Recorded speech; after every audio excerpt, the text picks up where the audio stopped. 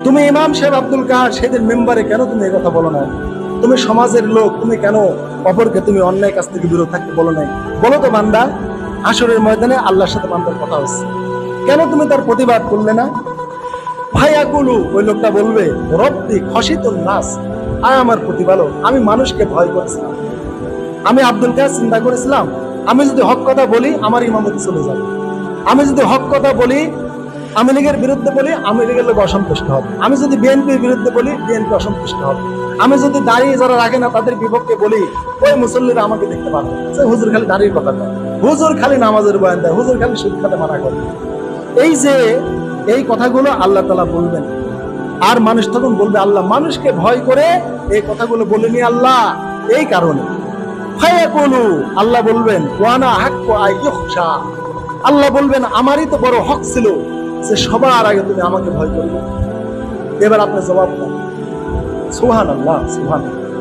এই দায়িত্ব অনুভব হৃদয়ে আসার কারণে কথাগুলো বললাম। ভাইরা, আওয়ামী লীগের ভাইরা মন খারাপ করেন না, জামায়াত বিএনপি কেউ মন খারাপ করেন না। আমার ভিতরে অনুভবটা এসেছিল, ব্যক্ত করলাম, আমি আমার দায়িত্ব আদায় করলাম আপনাকে ভালো হওয়ার জন্য, আমি আমাকে বাঁচানোর জন্য। আমার রব যখন কিয়ামতে আমাকে ডেকে বলবেন, আব্দুল কাহার তুমি এত সমাজ অন্যায় ছিল, অন্যায়ের বিরুদ্ধে কেন প্রতিবাদ করো নাই? অথচ তোমার হৃদয়ে ওটা উদ্বেলিত হয়েছিল, অব্যক্ত অনুভূতি জেগেছিল, কেন তুমি পিছিয়ে চলে এসেছিলে?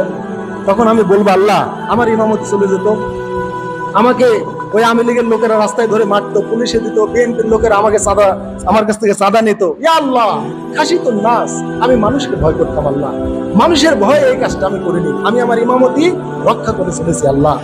তখন আল্লাহ বলবেন, আমাকেই তোমার সবচেয়ে বড় উচিত ছিল বেশি ভয় করা, কিন্তু তুমি তো আমাকে ভয় করো নাই। এই বলে আল্লাহ যদি সেদিন তার দরবার থেকে আমাকে তাড়িয়ে দেন, আপনারা কি আশ্রয় দিবেন?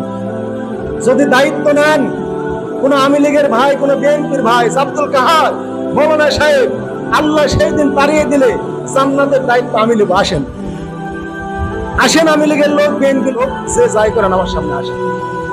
সেই দিন আল্লাহ তাড়িয়ে দিলে যদি বলেন আব্দুল কাহার আমাদের জান্নাত বানানো আছে, সেই কালে আমাদের ক্ষমতা থাকবে, আল্লাহ না দিলে আমি আপনাকে দিতে পারি, এই ক্ষমতা যদি কেউ বান হয়ে থাকেন আমার কাছে আসেন, ডকুমেন্ট দলিল দেখেন, সেই প্রমাণটা দেখেন, আসেন।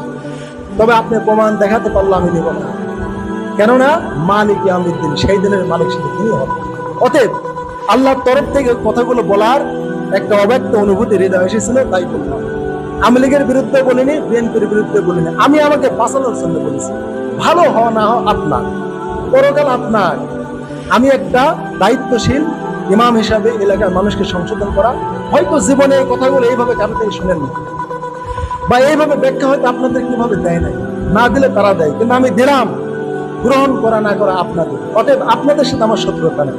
আমি রাস্তায় দেখা হলে বিএনপির ভাইকে সালাম দিব, আওয়ামী লীগের ভাইকে আমি সালাম দিব, কেন না?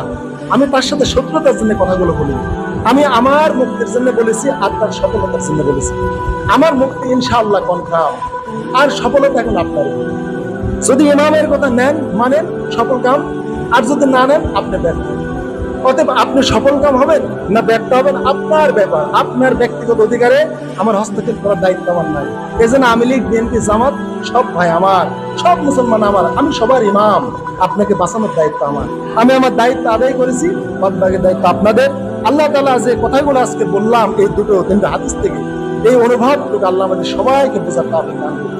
সকলে বলে আমিন।